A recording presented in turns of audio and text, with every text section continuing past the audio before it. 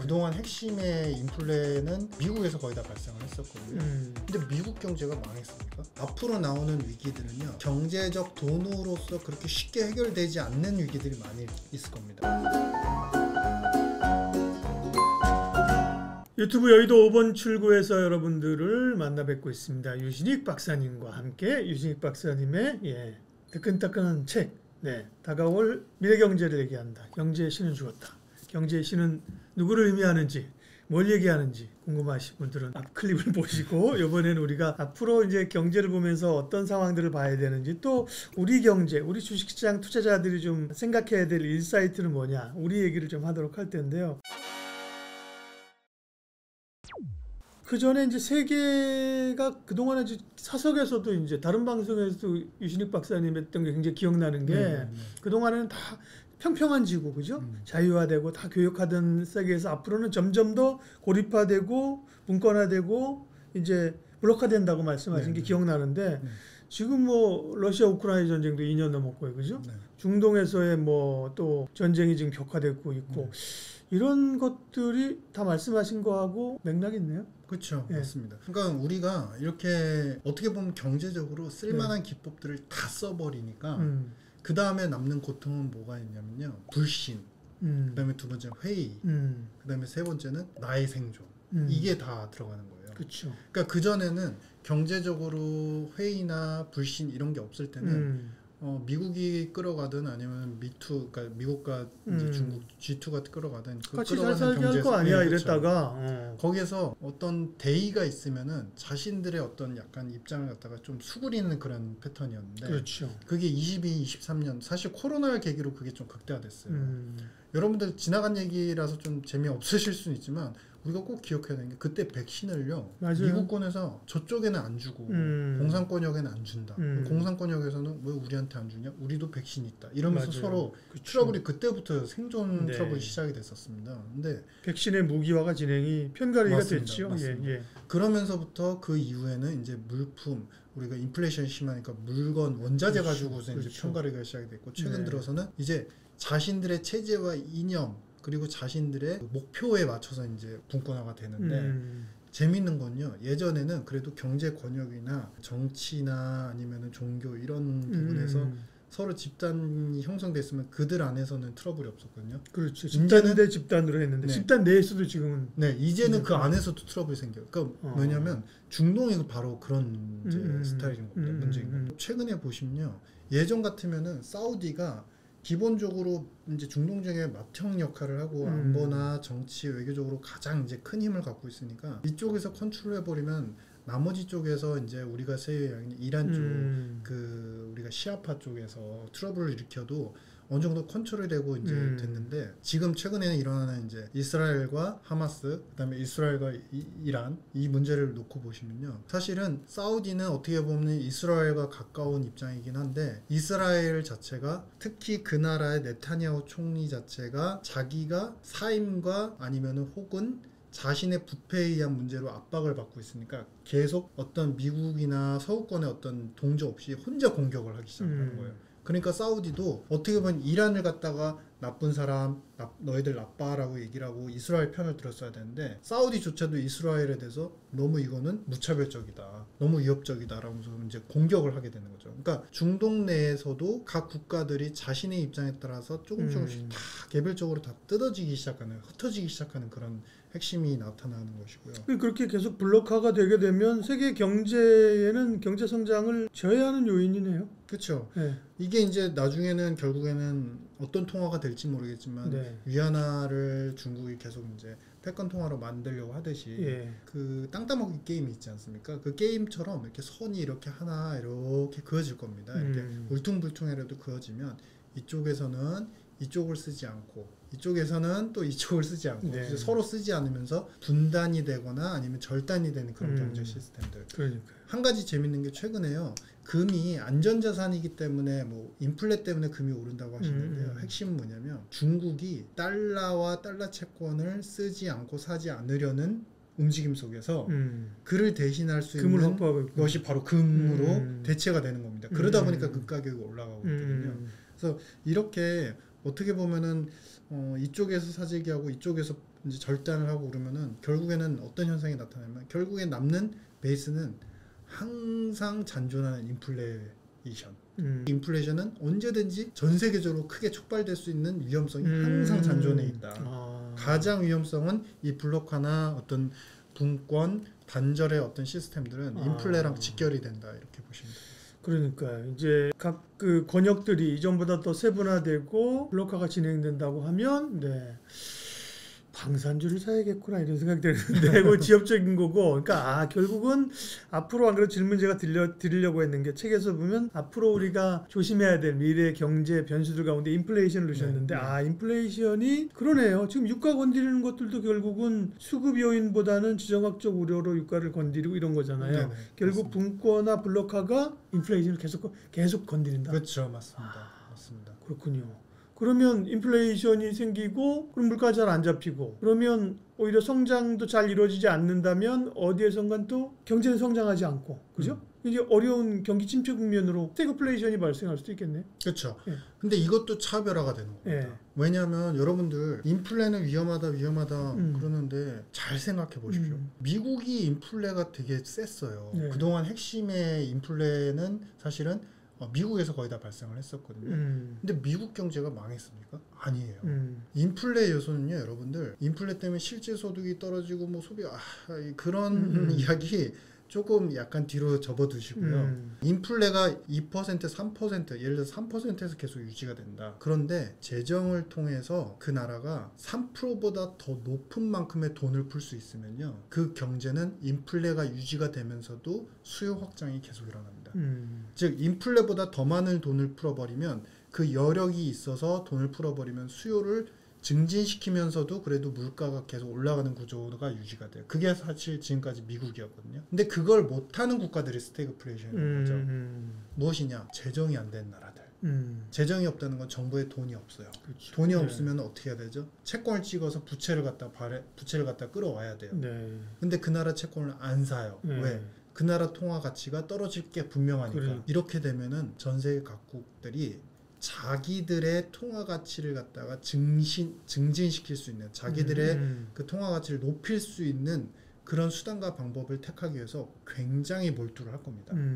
그러기 위해서 앞서 말씀드린 내용과 같이 디지털 달러와 관련해서 디지털 달러가 자신들의 통화 가치를 올리는데 효과가 있을 걸로 믿는 국가들은 분명히 그쪽에 부합하는 국가들이 많이 나올 것이고 그렇지 않다라고 믿는 국가들은 비트코인을 중심으로 해서 그 연합의 어떤 신흥국 그 통화 기반들이 또 만들어질 것이다 이렇게 보여집니다. 네, 그러니까 앞으로 우리가 경제 문제를 또 투자의 상황들을 보면서 또 유의해야 될 게 인플레이션이 이렇게 쉽게 지금 뭐 미국에서 인플레이션 잡히면 금리 내린다 이렇게 해서 쫙 가라앉을 게 아니라 이런 지정학적 요인들과 기후 문제도 있잖아요. 그렇죠? 이런 것들로 맞습니다. 인해서 인플레이션이 계속 자극되는 상당히 높은 인플레이션 시대가 앞으로도 꽤 우리 앞에 있다. 맞습니다. 그거를 인식한 거고 또 우리가 좀 조심해야 될 생각해야 될 경제 문제들 또 어떤 게 있습니까? 앞으로 우리가 이제 코로나에서 우리가 한번 겪어봤지만 앞으로 나오는 위기들은요 경제적 돈으로서 그렇게 쉽게 해결되지 않는 위기들이 많이 있을 겁니다. 앞에서 잠깐 말씀하신 것처럼 기후 위기도 문제고요. 그다음에 전쟁과 분쟁 리스크들은 앞으로 이런 블록 요소들이 이제 형성이 되면요 앞으로 계속 잔존을 할 겁니다. 뭐 자주 일어나면은 거의 1, 2년에 한 번씩이고 아니면 2, 3년에 한 번씩 계속 국가 간의 트러블들이 이제 지속이 될 것이고요. 근데 그러면은 우리가 본질적으로 이 생각을 해봐야죠. 왜 이런 분쟁이나 우리가 컨트롤할 수 없는 경제적으로 컨트롤할 수 없는 이런 것들이 이제 자꾸 일어날까?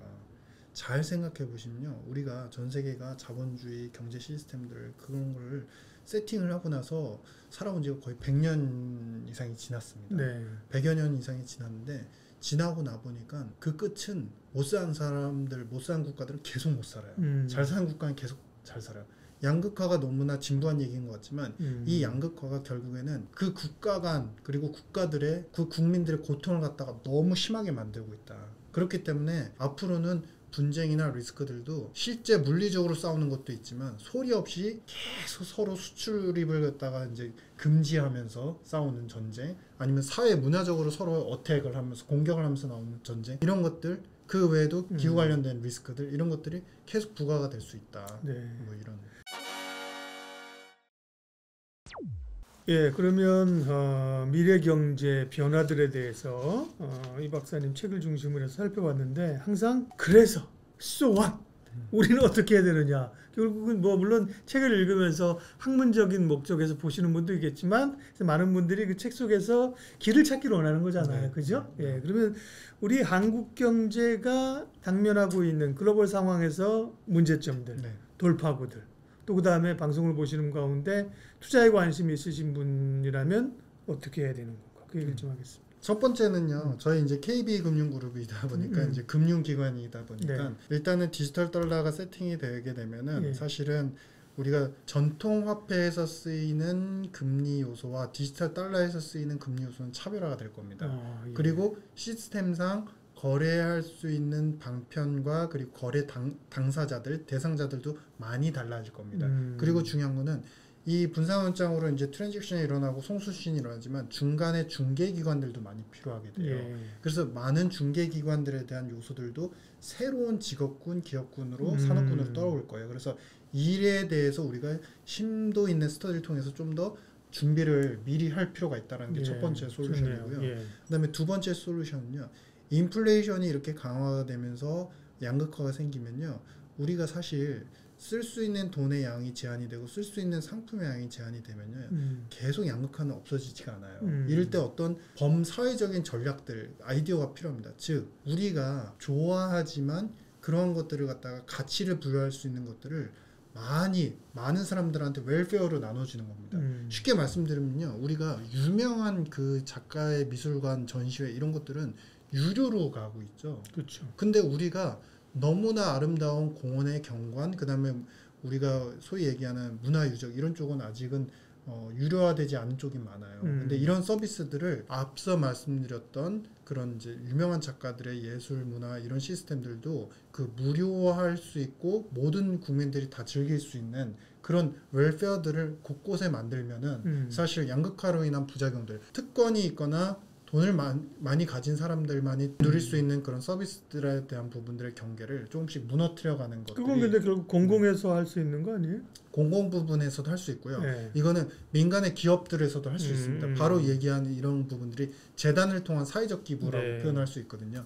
이런 부분들을 많이 만들어 나갈 때 이런 사회적인 어떤 양극화의 개념들도 사라지고 그런 것이 결국엔 물론 이제 뭐 전부는 아니지만 그런 것들이 조금씩 쌓여가면 우리나라의 이제 저출산에 대한 어떤 문제들, 국민 인식적인 저항들도 조금씩 누그러뜨리는 데 도움이 될 것이다. 뭐 이렇게 판단을 하고 있습니다. 네. 그리고요. 지금 말씀하신 그런 디지털 달러라든지 혹은 블록화라든지 뭐 이런 또 우리가 앞서서 AI의 변화 이런 것도 했잖아요. 네네. 그런 추세를 우리 경제는 잘 따라가고 있는 거예요? 어떻게 되는 거예요? 예. 뭐 우리는 저보다도 이제 여러분들 네. 우리 시청자분들 정말 잘 아시겠지만 네. 사실은 이제 우리 반도체에서는 강점이 있지 않습니까? 예. 반도체에서 강점이 있고 특히 우리 이제 양대 기업 뭐 삼성전자, 하이닉스 이제 좋은 기업들이 있고 네. 그렇기 때문에 어떤 트렌드를 따라가는 거는 이제 굉장히 잘 하고 있고 미국과의 어떻게 보면은 이제 가장 큰 성장 산업을 이끌어가는 미국과의 협력 체제도 잘 구축이 돼 있으니까 상당히 좋은 것 같습니다. 다만 이제 우리가 미국의 하이테크놀로지 테크 산업들이 커가는 과정에 대해서 한번 생각해 볼 필요가 있어요. 미국이 지금 AI가 지금 최근에 들어와가지고 혁신이 된 것 같지만 사실은 4, 5년 전부터요. 미국의 하이테크 기업들을 대상으로 한 민간 펀딩 시장 자체가 굉장히 커졌습니다. 그러니까 민간 펀딩이 뭐냐면요. 우리가 소위 얘기하면 기업은 물건을 팔아서 수요자를 확보하지 못하면 매출이 없고 매출이 없으면 사실 R&D를 못하죠. 근데 그 수요는 당장 확보가 되지 않아요. 우리가 빵을 만들면 빵을 만들어가지고 막 이렇게 어떻게 하면 더 맛있게 굽나 뭐 이러는 기간 동안에 시간이 좀 걸리잖아요. 재료 비용도 들고. 근데 그 기간 동안에 이 빵을 계속 개발하고 맛있게 만들 수 있는 그런 자금의 모집이 중요한데 그것을 미국 정부가 인센티브를 주면서 민간 펀딩 시장을 육성을 시키면서 그게 가능했어요. 그렇게 본다고 한다면 우리도 성장 산업에 대해서는 당장의 수요와 매출이 창출되지 않더라도 민간의 펀딩을 갖다가 계속 유발시킬 수 있는 체계들을 우리가 계속적으로 연구하고 만들어 나가는 것이 상당히 좋겠다. 네. 판단입니다. 예. 이제 뭐 국가적 차원이나 우리 사회적 측면 또 기업 측면에서 해야 될 거고요. 마지막으로 개인으로서는 개인의 어떤 경제인 네. 투자자로서는 이제 어떤 걸 해야 돼요? 책을 쓰시면서 좀 나눠주시고 싶었던 그 지혜들 네. 정리 좀 해주세요. 네. 투자의 관점에서 네. 보신다면 사실은 우리가 그런 생각을 해볼 수 있을 것 같아요. 자산의 그 가격이 크게 변모할 수 있는 구간에 우리가 좀 들어왔다. 그러니까 이 자산의 가격이 변모한다는 건 뭐냐면요. 예전에 생각하던 금이 그 금이 아니고 지금 디지털 달러로 리셋이 되거나 변혁기를 볼수록 사실은 그 상위에 있는 어떻게 보면 우리가 위험자산이라고 하는 이제 미국의 에코티, 나스닥 뭐 이런 이제 가치들이 크게 변모를 할 수 있다는 거예요. 그 변모는 뭐냐면 어떻게 보면 나스닥이 지금 많이 올라 있고 미국 자산 가치가 상당히 높은 것 같지만 이 디지털 달러를 안정적으로 도입시키기 위해서는요. 미국의 자산 가치가 떨어지면 안 돼요. 왜냐하면 이것을 리셋하기 위한 과도기로 생각을 해보신다면 그래서 이런 부분에 대한 마인드들 그리고 지금 금 가격은 물론 이제 단기적으로는 좋고 앞으로 좀 더 좋을 여진이 있습니다. 하지만 결국에 디지털 달러를 배치되는 그러니까 방해하는 요소가 바로 금이에요. 그래서 만약에 디지털 달러의 세팅과 미국의 어떤 패권 오너십이 또 강화된다면 금을 키우진 않겠구나. 금은 결국엔 또다시 장기적으로 약세로 갈 수밖에 없다. 네. 이런 부분들. 그리고 마지막 세 번째는 신흥국 쪽에서는 결국에는 달러를 대신할 수 있는 그나마 아까 말씀드렸던 이제 돈의 가치가 너무 하루아침에 막 떨어지기로 인해서 이제 물건을 못 사는 그런 상황들. 그로 인해서 이제 환전하는 대상물 자체가 비트코인이에요. 지금 실제로 신흥국들에서 많이 쓰여지고 있거든요. 통화 변동성이 많은 국가들은. 그래서 이 비트코인 시장을 중심으로 해서 신흥국 쪽에서는 상당히 또 앞으로 더 커질 수 있는 여지가 있기 때문에 이게 투자 관점을 떠나서 어떻게 보면 그와 연계되는 우리가 소위 얘기하는 환전의 개념에 의한 플랫폼들도 상당히 많이 생겨날 수 있어요. 그래서 그런 부분에 대한 비즈니스, 새로운 비즈니스들도 우리가 좀 집중해서 고민을 해봐야 된다. 예, 유익한 시간이 됐습니다. 제가 오늘 이제 유신익 박사님 책 가지고 얘기했는데요. 다는 못하죠. 제가 길게 하는 건 못하게 하거든요. 아이, 지루한데, 그죠? 그렇기 때문에 내용을 이제 압축한 거기 때문에요. 오늘 들으신 내용 가운데서도 충분히 이제 각각의 인사이트가 있을 수 있고, 또 그래? 그래서 관심 있는 분들은 또 책을 통해서 더 자세한 얘기 읽어보시면 또 이 저자의 그 인고의 고통, 우리가 좀 동참해 줄 수도 있어서 유신익 박사님의 의견을 들을 수 있겠습니다. 예, 오늘 여의도 5번 출구 유튜브 와가지고요, 유신익 박사님과 스튜디오에서 아주 또 다른 방송에서 얘기했던 거는 또 좀 다르게, 그죠? 편안하게 얘기를 했습니다. 여러분도 또 투자해서 또 경제활동에서 승리하시고요. 여의도 5번 출구도 사랑해 주시고 유신익 박사님도 사랑해 주시고 다들 건승하시기를 바라겠습니다. 인사드리면서 저희는 마무리할게요. 박사님 고맙습니다. 네, 감사합니다. 감사합니다. 고맙습니다.